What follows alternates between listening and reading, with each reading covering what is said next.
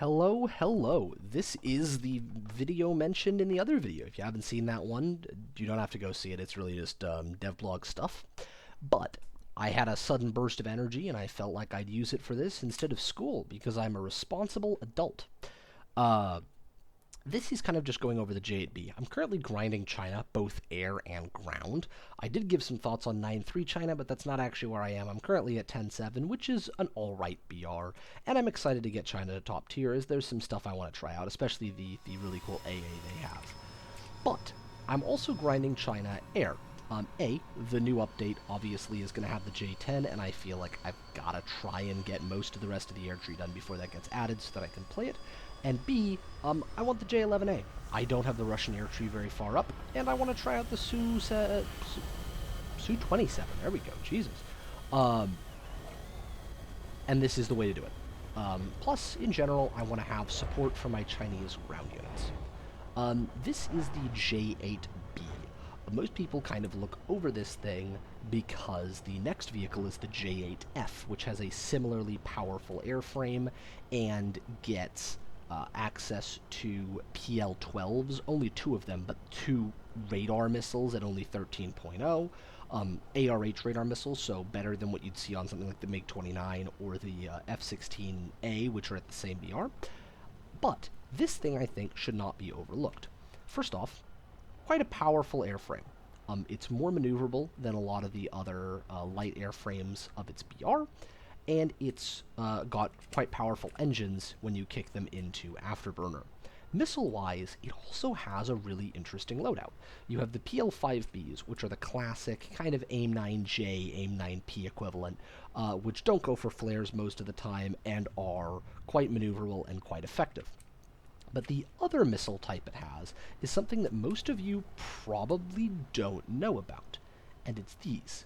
These are Aspides or Aspides, I'm not sure what they are, 1As. They are, I believe, an Italian missile, and they only exist on this thing and the F-104S ASA in the game. They are quite interesting. I don't want to say that they're very good because it's really going to depend on the player, but I have a lot of effectiveness with them usually, and I have a lot of fun with them. The main reason is that they're very, very fast. They don't start making their adjustments till a couple meters off the rail, so don't try and use them in super close head-ons, but absolutely use them in head-ons. And they're very quick. They can get up to, I believe, Mach 5. Let's not crash. Yes. Mach 5 at 25 Gs of overload, which is pretty strong. The only weakness to them is that this radar is quite bad. It can be chaffed off, and it has no ACM mode. The fix to that, I've found, is to just stick it at about 60 kilometers range and put it in this smallest search mode, which is 10 degrees by 4 degrees. Shout out to Reddit. I shamelessly got that tip off Reddit, and I've been using it as I fly this thing. That's not mine. I'm not going to claim that that's my own tip, but I will give it to you guys, because if you ever fly this thing, I would suggest using the radar like this, because you want to be able to lock one target very quickly. You're not going to be using this thing far out. You're not trying to ranged guide your missiles in. And so you're going to want what helps you lock the smallest target the quickest. I don't know if that guy is going to try and come at me. No, he does appear to be. So we're going to do that, and then we're going to launch a missile at him, and we're going to see if he can evade out of the way of it. And I don't think he has, and he's gone.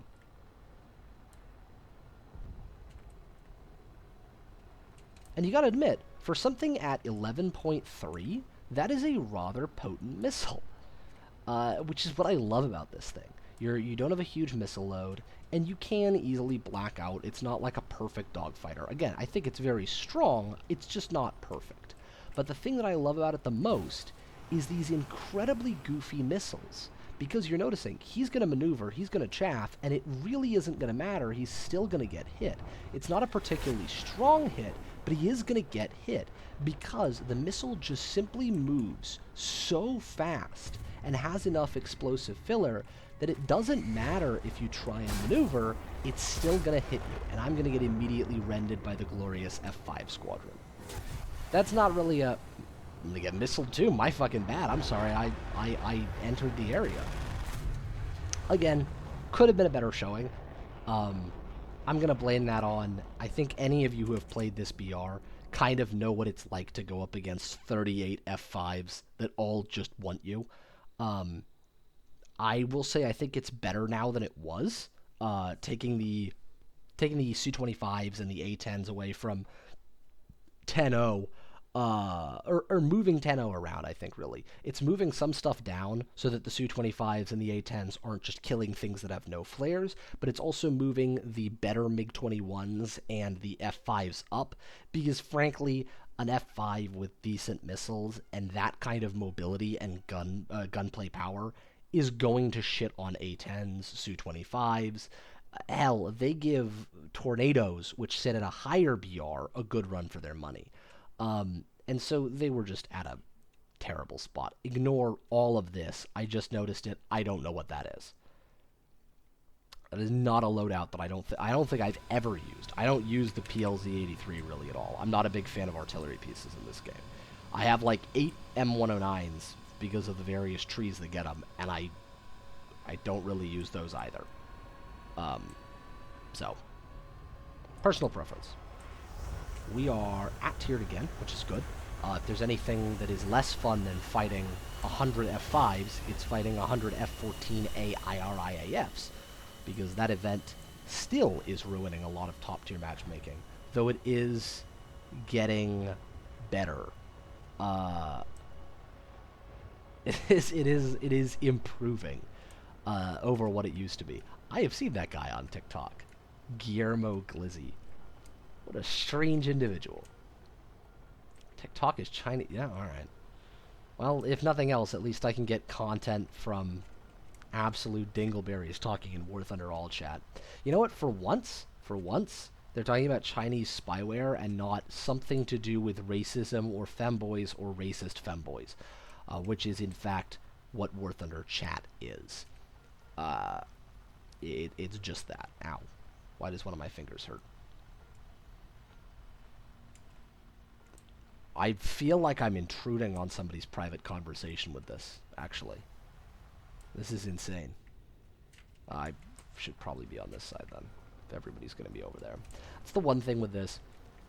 Due to the higher BR, and here being 11.7, maybe even 12.0, I don't feel as confident trying to take altitude and take 1v1s and things as I think I would in J7 or another. Jesus Christ. I inspired R. Kelly. Jesus Christ. And they say Xbox chat is bad. Sorry, that completely destroyed my train of thought. I think with MiG-21s and stuff, I feel pretty confident just trying to get up and behind people. But with this, I'm too scared that I'm going to get... Jesus, I'm too scared that I'm going to get just absolutely destroyed by MiG-23 or, God forbid, something like a mid to late F4. So I'm cautious. Again, I have a lot of faith in these radar missiles. A lot more than I think other people who use the same type of radar missiles do. But I don't have the faith that I can win a missile joust against something that has an AIM-7F and a pulse Doppler radar. So I don't want to take that fight at all.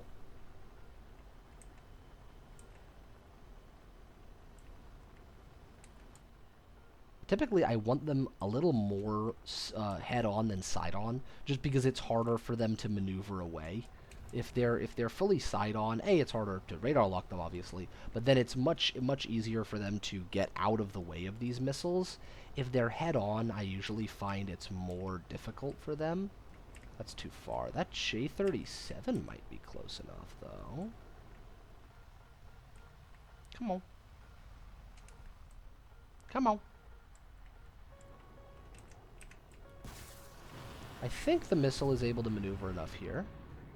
And it is! Whoop. Whoop, whoop, whoop, whoop, whoop. Don't do that.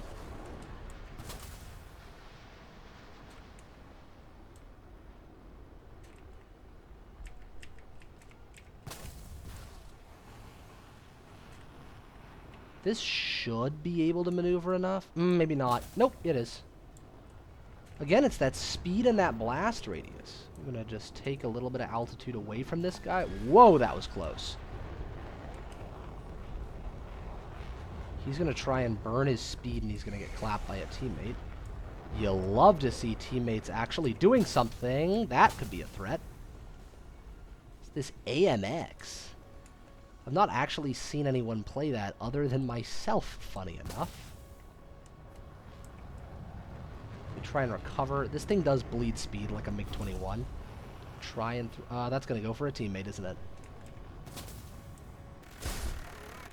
Ah, another F5. I'm gonna get. Well, I'm gonna go for one more game and try and get a better match. I don't know. I don't think these matches have been terrible, but I want to try and get like a really good match or just anything to properly show the capabilities of this plane off. And really, again, as I think I'll probably put in the title of the video, and as I kind of knew that I was going to say going into this, this is a little less on the J8 specifically and a lot more on these missiles, which I think even with this thing's frankly not good radar, still remain one of my favorite missiles I've used in War Thunder. I think they're incredibly goofy, and I think they're one of those weapon systems that if you know how to use them is very, very powerful at BR. Kind of like the R3Rs that you get on some Russian and I believe Italian and other aircraft, like the early MiG-21s get them. They are not a fantastic missile. They're not necessarily an under-tiered missile. However, if you know how to use them, if you know the situations where they're going to be best, they can perform quite well. And they're really fun just to use something that's different, you know? At those BRs, you're typically dealing with a lot of gunfighters and a lot of the exact same type of IR missile over and over and over again. So getting to use a radar missile that is not necessarily overpowered at that BR, but is good if you learn its weaknesses and strengths, I think is really, really fun. I'm a big fan of the R3Rs, and I'm a big fan of these. I liken them, honestly, more to Nords, because they're just so good in head-ons at reaching your opponent so fast that they can't maneuver enough, and even if they're maneuvering away and they're chaffing, the thing still uses its speed to get up to them and blow up and then takes out their engines. So, I have a lot of fun with this plane. I've had a lot of fun with it. I'm excited to go on to the J8F pretty soon. I think I'm about 45,000 research off it. And then I'm obviously very excited to try out the J11 and the J11A. Those are just very cool aircraft. Who wouldn't be?